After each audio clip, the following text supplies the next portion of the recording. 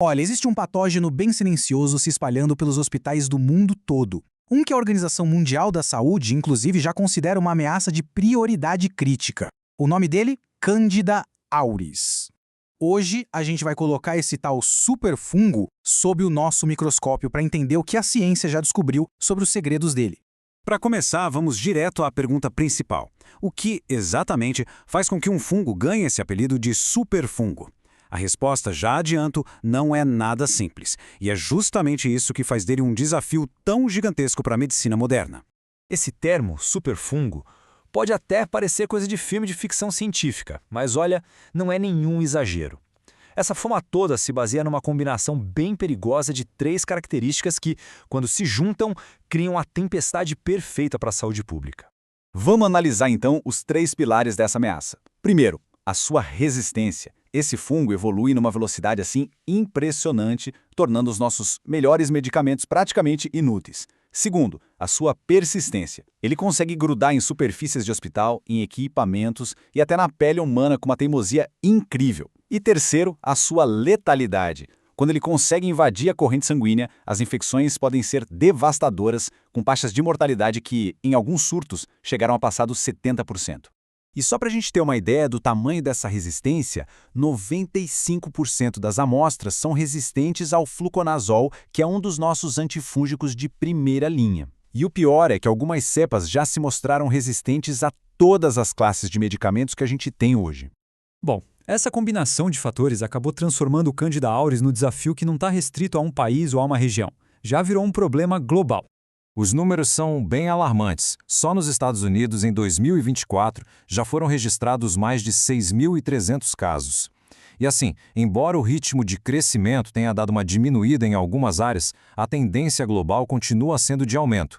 O ponto crucial aqui é o seguinte: o fungo já não é mais visto como um causador de surtos isolados. A comunidade científica agora considera ele endêmico em muitas partes do mundo. O que isso significa? Que ele já está estabelecido e circulando de forma contínua por aí.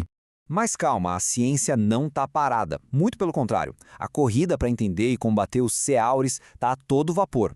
E pesquisas de ponta, publicadas em revistas como a Nature, estão começando a revelar os segredos mais profundos desse fungo. A primeira grande descoberta recente que a gente vai ver é fascinante. Trata-se de um mecanismo de sobrevivência que, sinceramente, os cientistas nem esperavam encontrar. Uma pesquisa bem recente revelou um truque de sobrevivência notável. O C. auris consegue usar o dióxido de carbono da pele humana para alimentar o metabolismo dele. É uma adaptação super engenhosa que não só ajuda ele a sobreviver onde outros não conseguiriam, como ainda por cima aumenta a resistência dele a medicamentos cruciais. E olha que interessante, se por um lado os cientistas descobriram uma nova força do fungo, por outro, eles também encontraram que pode ser uma de suas maiores fraquezas. É o famoso calcanhar de Aquiles.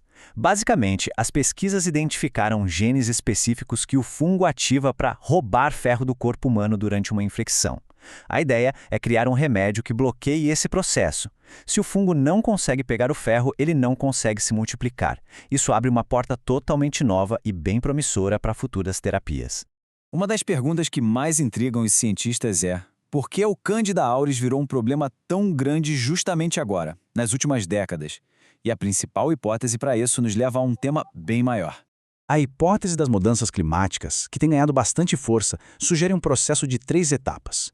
Primeiro, o planeta esquenta. Segundo, os fungos no ambiente são forçados a se adaptar a temperaturas mais altas.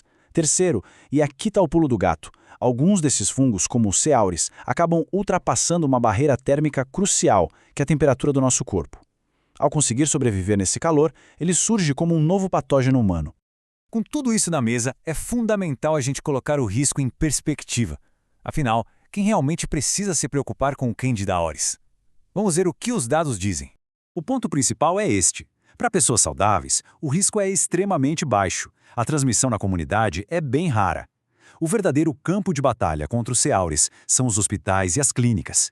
É lá que ele ataca os mais vulneráveis, pacientes com sistema imunológico fraco, pessoas que ficam internadas por muito tempo ou que dependem de equipamentos como catéteres e ventiladores.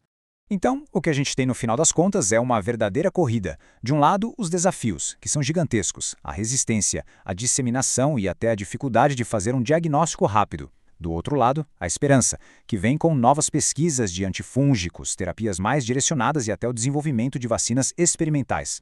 Isso tudo nos deixa com uma reflexão final. Estamos basicamente testemunhando uma batalha com consequências enormes entre a evolução super rápida de patógenos como o C. auris e a capacidade da ciência e da inovação humana de responder. A pergunta que fica no ar é: quem está vencendo essa corrida?